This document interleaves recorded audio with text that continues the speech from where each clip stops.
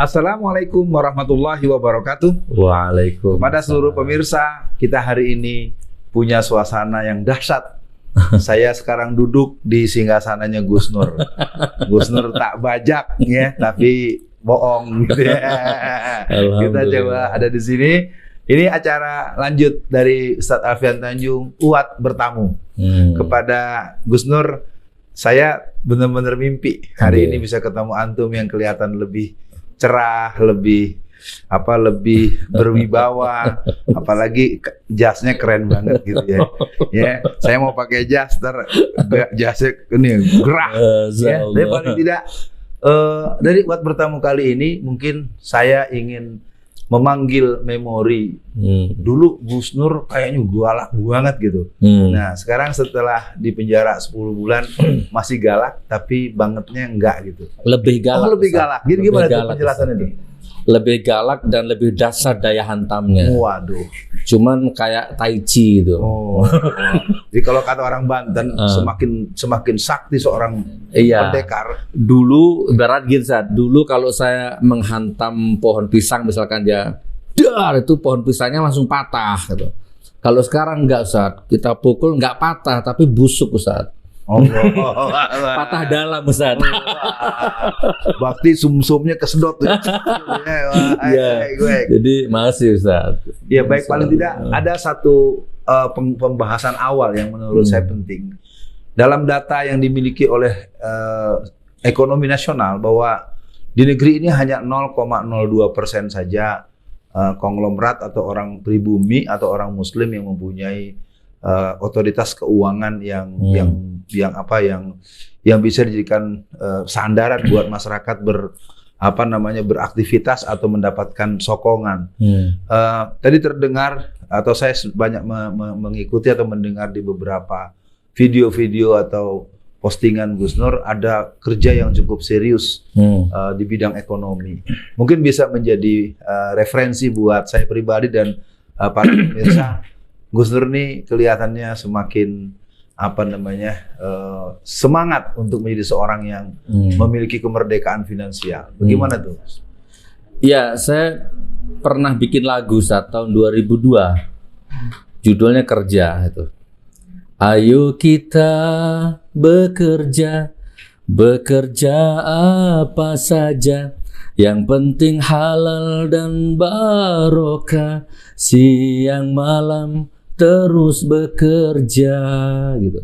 Tapi jangan sampai lupa sholat dan zikir wajib hukumnya, tegakkan sholat pada waktunya, rezekimu berlimpah, rezekimu berlimpah, rezekimu berlimpah. Itu saya ciptakan 2002. Wah, kalau begini bisa-bisa Gus Nur bisa naik panggung sebagai penyanyi papan atas nih kayak gitu. Lagu itu sudah ada di YouTube dan sudah viral, Ustaz. Jadi saya tersugesti oleh lagu itu, Ustaz. Jadi intinya saya bukan konglomerat, saya bukan orang kaya, dan saya tergolong orang yang tidak pernah ada saldo di bank, Ustaz. Boleh dibilang seperti itu. Kalau antum nggak percaya, kalau sekarang saya cek itu nggak ada saldo, Ustaz. Cuman alhamdulillah, intinya gini, setiap ada kebutuhan itu selalu ada intinya. Pesantren di Palu 25 juta tiap bulan, ada selalu.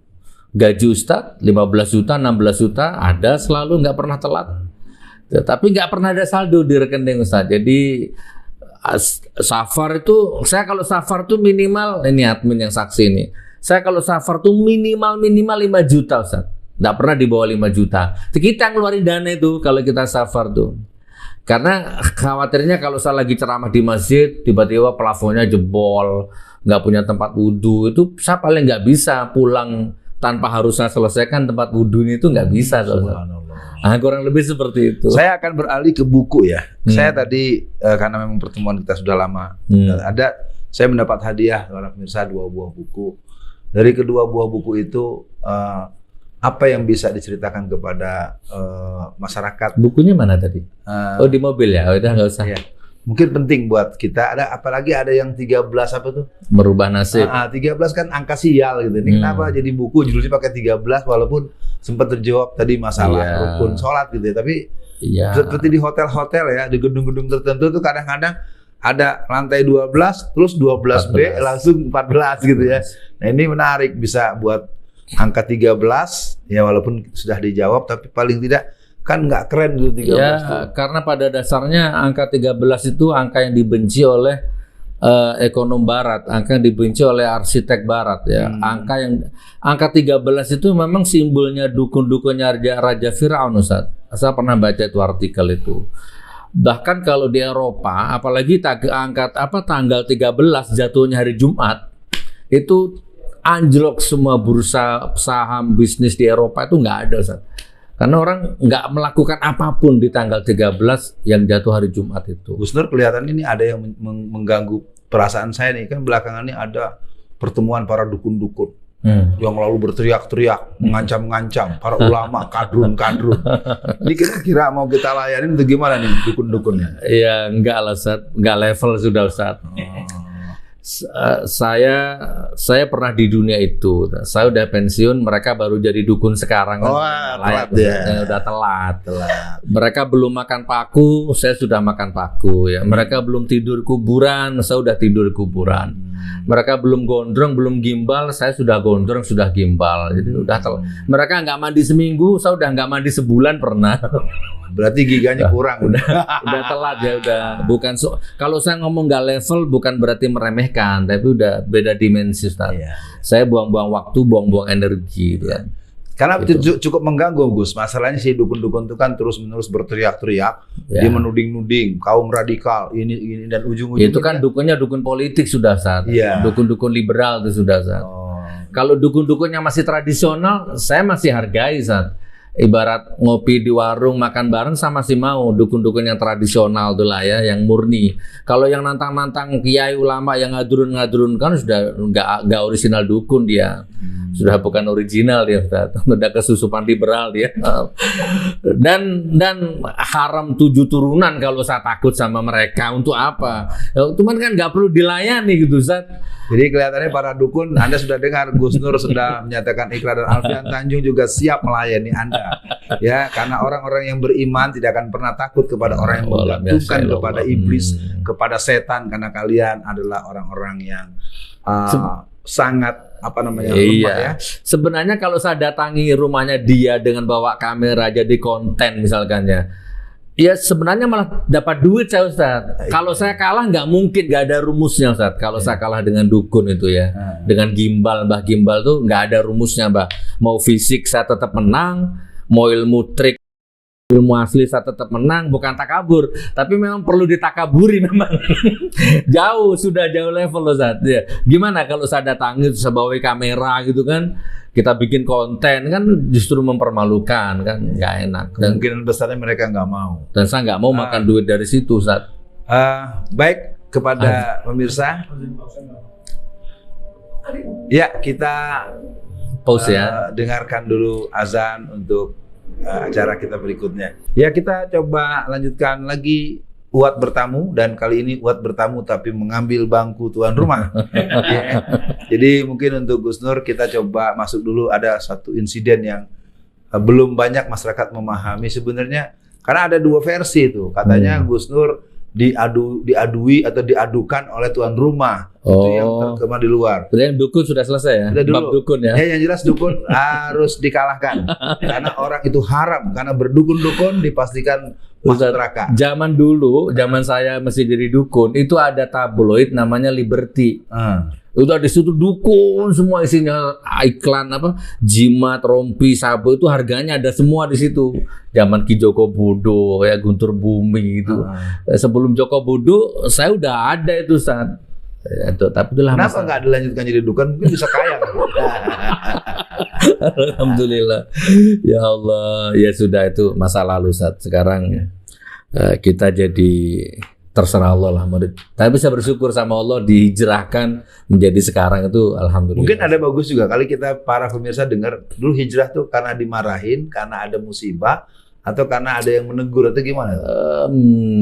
Kayaknya enggak Ustaz. Seingat saya sih karena sering dipanggil Gus itu mungkin Ustaz. Karena Abah saya kan dipanggil Gus, terus dekat sama Kiai Haji Hasan Mutawakil Allah, pengasuh Pondok Genggong. Waktu itu masih besannya Romai Rama. Masih berbesan sama Romai Rama waktu itu kan. Dalam peresmian Pagar Nusa itu tahun 98 apa 97 itu. Waktu itu Menporanya Akbar Tanjung. Ketua Pagar Nusanya Kiai Haji Suharbilah kalau tidak salah. Saya masih bujang saat masih gondrong. Ya mungkin dari situ terus Abah menikah lagi dengan seorang ustadzah, adiknya Ustadz Ahsan Basori di Keraksan. Yaudah mengalir aja Ustadz.